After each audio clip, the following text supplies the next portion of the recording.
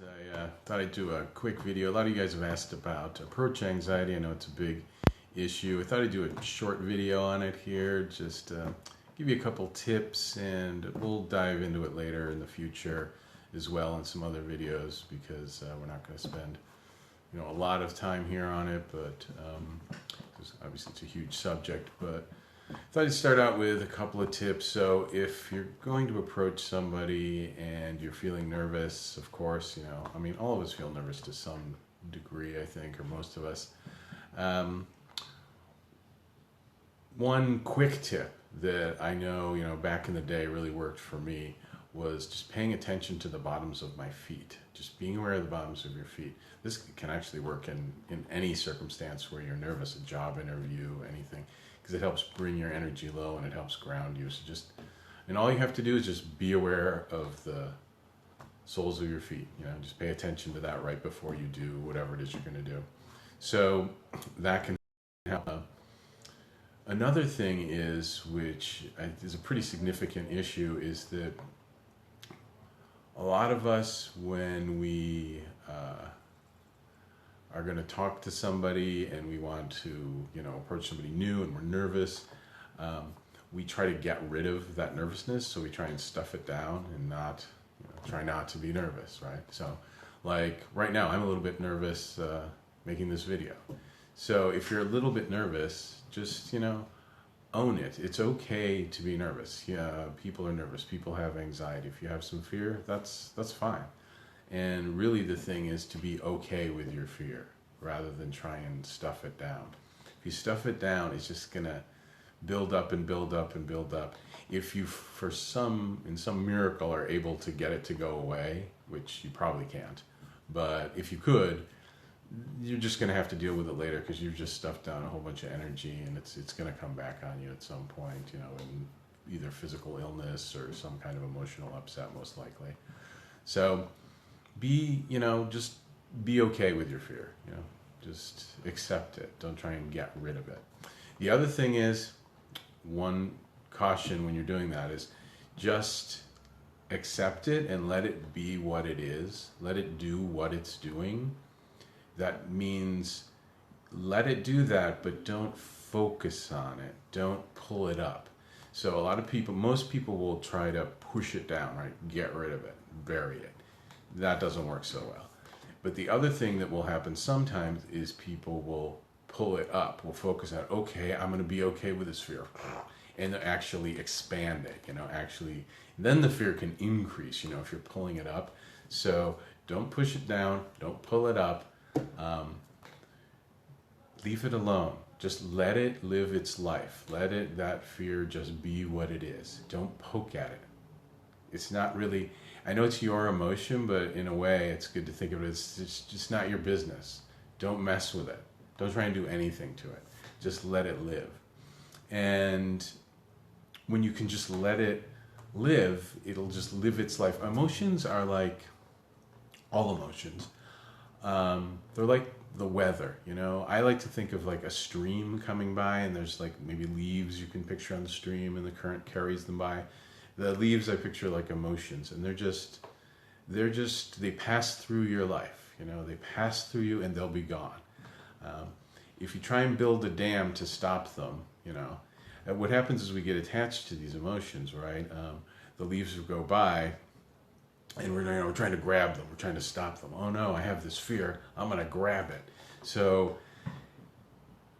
a lot of times, this is what happens with people who have chronic anxiety too, is like you're trying to grab the thing so that you can take control of it and stop it from happening. And what happens is it doesn't stop from happening. It just stays with you. And it will stay there until you let go of it. And when people are talking about letting go, which could be very confusing. That's another whole subject, but it can be confusing. It was for me at first. People said, let go of that emotion. I don't know what the heck they were talking about. Let go of it. What does this let go mean? How do I do that?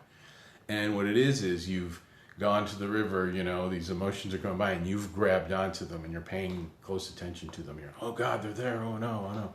So it's not doing that. So letting go is just observing and accepting that your fear is okay.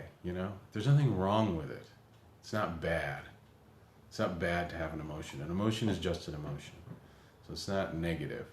Just in the best way to express that, and this can really help when you're approaching somebody, or if you're talking to somebody, or you're doing anything that makes you nervous, is to just accept it and just let it be. And that works with fear and really with any other emotion. People can also do this with positive emotions as well. It could be joy or love. It's like, oh, I feel really good right now. I'm going to try and hold on to that.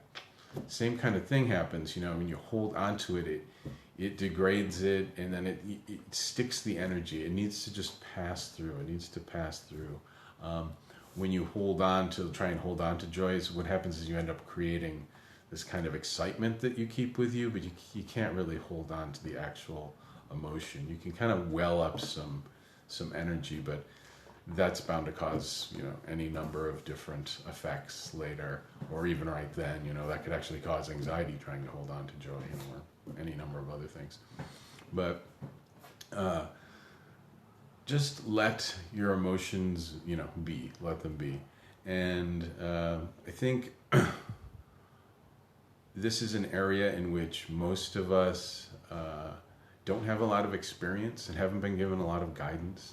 There's not a lot in our culture about how to deal with emotions and what they are and how they feel. Like, if online, you may be able to see David Hawkins has a list of all the different emotions, and it's color coded. Some of you may have seen this, and has the different colors from the lowest vibrational state emotions to the highest. They've gone and actually measured the kilohertz frequencies of each emotion. It can be measured now with machines and people. And below each major emotion, he'll list other things that describe that emotion. So other words. And that's a good chart I would look for. It's David Hawkins emotional, emotional chart. I think if you look that up, you should be able to find it. It's this color-coded chart. And it can help to look at that. I mean, I keep that I've had that on my phone for years. I have it on my computer. It's a very useful tool. So that can help you become more aware of some of your emotions, because we're not really taught to deal with our emotions. We're not really taught to, a lot of us aren't taught to contact them at all. I think especially men in our culture can have a lot of disconnect. I know that I used to be, neck down myself, or neck up. That's where my awareness was. And the emotions in my body, I really wasn't feeling, and a lot of us can have that kind of issue. So I think we're going to wrap it up now for today, but I'm definitely going to come back to this maybe tomorrow or the next day and give you some more on approach anxiety and give you a little more background on the emotional state, because really, anxiety is an emotion. So the concept of emotional, sorry, I'm misspeaking here. The issue of approach anxiety is, anxiety is an emotion, so we're going to have a lot of overlap with the emotional awareness. So, and I think that's kind of foundational to dealing with that kind of issue if you have it. So, and as I said, this is something that's applicable to not just dating or meeting new people, but also to job interviews and really any relationship with anybody that you have, like an ongoing relationship. All right, so have a great day, guys, and we will talk to you next time.